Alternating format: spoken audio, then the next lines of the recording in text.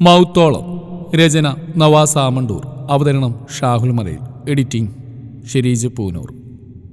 ഹാഷിം, നിങ്ങൾ പ്രണയിച്ചിട്ടുണ്ടോ?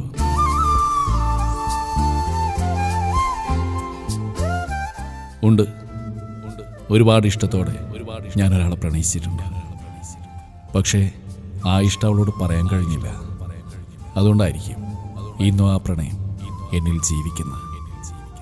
ഇന്നിപ്പോൾ പ്രണയത്തെക്കുറിച്ച് ഓർത്തപ്പോൾ ഹാഷിമിൻ്റെ കണ്ണുകൾ നിറയുന്നുണ്ട്. ഈ യാത്ര അവളെ കാണാൻ വേണ്ടി മാത്രമാണ്. വിമാനത്തിൻ്റെ സമയമാകും വരെ അയാൾ അവളുടെ പ്രൊഫൈൽ വെറുതെ നോക്കിയിരുന്നു. അവളുടെ പുഞ്ചിരിയിൽ മാത്രം കവിളിൽ വിടരുന്ന നുണക്കുടികളുടെ സൗന്ദര്യം അവളറിയാതെ ആസ്വദിക്കാറുള്ള ഹാഷിം വർഷങ്ങൾക്ക് ശേഷം അവളെ കാണാൻ യാത്രയാവുന്നു. ഓർമ്മയിലൊരു ദിവസമുണ്ട്. അവളുടെ മുഖത്ത് അവസാനമായി ആ നുണക്കുഴി തിരഞ്ഞ ദിവസം. സുലുവിൻ്റെ കല്യാണത്തിന് 3 ദിവസം മുമ്പ് കൂട്ടുകാരി രമ്യയുടെ വീട്ടിൽ അവർ 5 പേര് ഒത്തുകൂടി. ഒരുമിച്ചിരുന്ന് ഭക്ഷണം കഴിച്ചും തമാശകൾ പറഞ്ഞും ആ ദിവസത്തെ അവർ മനോഹരമാക്കി. ഇതുപോലെ ഇനിയൊരു ദിവസം ഉണ്ടാവും തോന്നില്ല. അതുകൊണ്ടാവല്ലേ സിജു കേക്കുമായി വന്ന്. അതുകൊണ്ട് മാത്രമല്ല, എല്ലാവർക്കും സന്തോഷമാവട്ടെ. 5 പേര് ഒരുമിച്ച് കേക്ക് മുറിക്കാൻ നിന്നു. ഹാഷിം സുലുവിൻ്റെ അരിയിലാണ്. ഇല്ലാത്തൊരു പുഞ്ചിരി അഭിനയിച്ച് സുലു കേക്ക് മുറിക്കാൻ കത്തിയെടുത്തു. സ്വാതന്ത്ര്യത്തിൻ്റെ അവസാന അത്താഴത്തിൻ്റെ ഓർമ്മയ്ക്ക്. ഹാഷിം അത് പറഞ്ഞപ്പോൾ എല്ലാവരും ചിരിച്ച് സുലുവിനെ നോക്കി. തെളിച്ചമില്ലാത്ത അവളുടെ മുഖം മാത്രം. അവർ 5 പേരിൽ ഏറ്റവും അടുപ്പം ഹാഷിമും സുലുവുമാണ്. അവരുടെ കുടുംബങ്ങൾ തമ്മിൽ ചെറിയ ബന്ധമുണ്ട്. അതുകൊണ്ട് തന്നെ അവളുടെ എല്ലാ കാര്യത്തിലും ഹാഷിമും ഉണ്ടാവും. കേക്ക് മുറിച്ച് തിന്നുകൊണ്ട് ഹാളിലെ സോഫയിലിരിക്കുമ്പോൾ ഹാഷിം സുലുവിന് മുമ്പിൽ ചെന്ന് നിന്നു. ഞാനിവിടെ വന്ന മുതൽ നിന്നെ ശ്രദ്ധിക്കുന്നു. നീ എന്നോട് മാത്രം മിണ്ടുന്നില്ല. ഞാൻ എന്ത് ചെയ്തിട്ടാ എന്നോടിങ്ങനെ? തലകുനിച്ചിരുന്ന സുലു മിഴികൾ ഉയർത്തി അവനെ നോക്കി. ആ കണ്ണുകൾ നിറഞ്ഞിരുന്നു. കവിളിലൂടെ കണ്ണീർ തുള്ളികൾ ഒലിച്ചിട്ടുണ്ട്. ദേഷ്യവും സങ്കടവും കൊണ്ട് അവളുടെ മുഖം ചുവന്നിരുന്നു. അവൾ എഴുന്നേറ്റ് അവൻ്റെ മുഖത്തേക്ക് നോക്കി കൈവീശി മുഖത്തടിച്ച് കോളറിൽ കുത്തിപ്പിടിച്ചു. മനസ്സിൽ കൊണ്ടിടക്കാതെ ഒരു വട്ടങ്ങളിൽ നിനക്ക് പറയായിരുന്നില്ലേ എന്നെ ഇഷ്ടമാണെന്ന്? ഇത്രയും നാൾ കാത്തിരുന്നില്ലേ ഞാൻ? പൊട്ടിക്കരച്ചിൽ പോലെ അവളത് പറഞ്ഞപ്പോൾ ഹാഷിം ഞെട്ടിപ്പോയി. അവൾ പറഞ്ഞ സത്യമാണ്. പറയാതെ ഇഷ്ടം മനസ്സിൽ കൊണ്ടു നടന്നു. പറയാൻ തോന്നിയപ്പോൾ സമയം കഴിഞ്ഞുപോയി. കോളറിൽ കുത്തിപ്പിടിച്ച സുലുവിൻ്റെ വിരലുകൾ അടർത്തി മാറ്റി ഹാഷിം പുറത്തേക്കിറങ്ങി. അവനും കണ്ണുകൾ തുടച്ച് തിരിഞ്ഞു നോക്കാതെ നടന്നു. അവർക്ക് 5 പേർക്കും അറിയാമായിരുന്നു ഹാഷിമിന് സുലുവിനോടുള്ള പോലെ സുലുവിന് ഹാഷിമിനോട് ഇഷ്ടമുണ്ടെന്ന്. പക്ഷേ ആരും അത് പറഞ്ഞില്ല.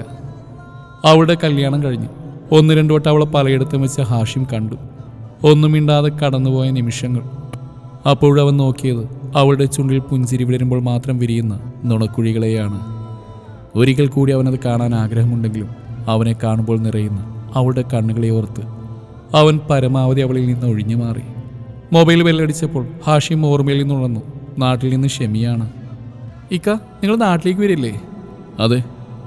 ഇത്രയും പൈസ മുടക്കി കാമുകിയുടെ മയ്യത്ത് കാണാൻ വരുന്നൊരു മാതൃക കെട്ടിയാൻ ഉൾപ്പില്ലേ മനുഷ്യ?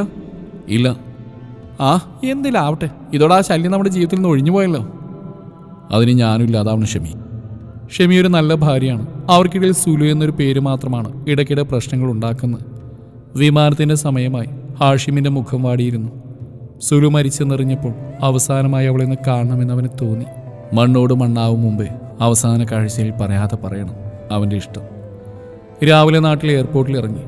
വീട്ടിലെത്തി കുളി കഴിഞ്ഞപ്പോഴേക്കും സിജുവും എത്തി. ഹാഷിം അവൻ്റെ കൂടെ പുറത്തേക്ക് ഇറങ്ങിയപ്പോൾ പിന്നാലെ ഷെമിയും വന്നു. ഇക്ക, ഞാനുണ്ട്. ഹാഷിം മറുപടിയൊന്നും പറഞ്ഞില്ല.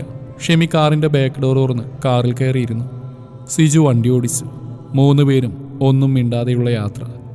മരണ വീട്ടിലെ ആളുകൾ നിറഞ്ഞു നിൽക്കുന്നുണ്ട്. മയ്യത്തെടുക്കാനുള്ള സമയമായെന്ന് തോന്നുന്നു.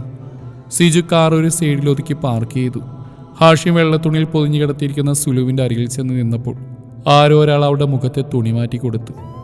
അവൻ്റെ ഉള്ളിൽ നിന്നുള്ള തേങ്ങ സുലുവിൻ്റെ റൂഹ് അറിയുന്നുണ്ടാവും. മൗനമായി നിന്ന് അവൻ അവളോട് പറയുകയായിരുന്നു, സുലു, ഞാൻ നിന്നെ ഒരുപാട് സ്നേഹിച്ചിരുന്നു. അകത്തെ മുറിയിൽ ആരൊക്കെയോ കരയുന്നുണ്ട്. നിറഞ്ഞു കലങ്ങിയ കണ്ണുകളുടെ കരിഞ്ഞ നോട്ടങ്ങളാണ് പരസ്പരം പങ്കുവെക്കുന്നത്. ഹാഷിമിൻ്റെ അരികിൽ നിന്ന് ഷെമി സുലുവിൻ്റെ മുഖത്തേക്ക് നോക്കി. ഒരു നനുത്ത പുഞ്ചിരി ബാക്കിയാക്കി യാത്രയായവളുടെ മുഖം. ഇന്നും പകയോടും വിദ്വേഷത്തോടെയും മാത്രം മനസ്സിൽ കണ്ടിരുന്ന മുഖം ആദ്യമായിട്ടാണ് ഇത്രയും അടുത്ത് കാണുന്നത്. ആ സമയം അവളുടെ മനസ്സിലെ ഹാഷിമിനോട് പലപ്പോഴായി അവളെ പറഞ്ഞ മോശം വാക്കുകളും കുറ്റപ്പെടുത്തലുകളും ഓർമ്മ വന്നു. ആ ഓർമ്മയിൽ ഒരു കുഞ്ഞു കുട്ടിയെപ്പോലെ ഷെമി വിതുമ്പി.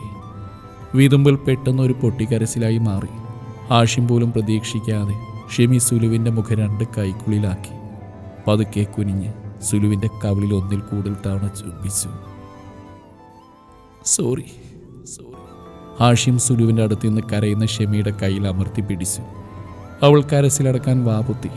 ആ സമയം ഷെമിയെ ചേർത്ത് പിടിച്ച ഹാഷിം സുലുവിൻ്റെ ചുണ്ടുകളിൽ പുഞ്ചിരി വിടരുമ്പോൾ മാത്രം വിരിയുന്ന ആ നുണക്കുഴികൾ കണ്ടു.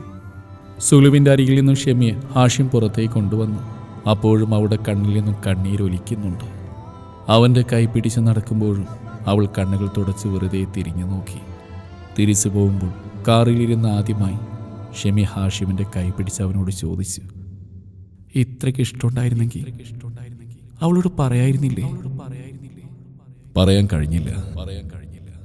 ഒരുപക്ഷെ അവളേക്കാൾ എന്നെ ഒരുപാട് സ്നേഹിക്കുന്നത് നിനക്ക് വേണ്ടിയാവും. അന്നെനിക്കത് പറയാൻ കഴിയാതെ പോയത്. ഷെമി അവളുടെ കൈക്കുള്ളിലായിരുന്ന ഹാഷിമിൻ്റെ കൈ അവളുടെ കവിളിൽ അമർത്തി. ആ സമയം അവളുടെ കണ്ണിൽ നിന്ന് വിടുന്ന കണ്ണുനീർ തുള്ളികളെ അവൻ്റെ വിരലുകളാൽ തുടച്ചു മാറ്റി.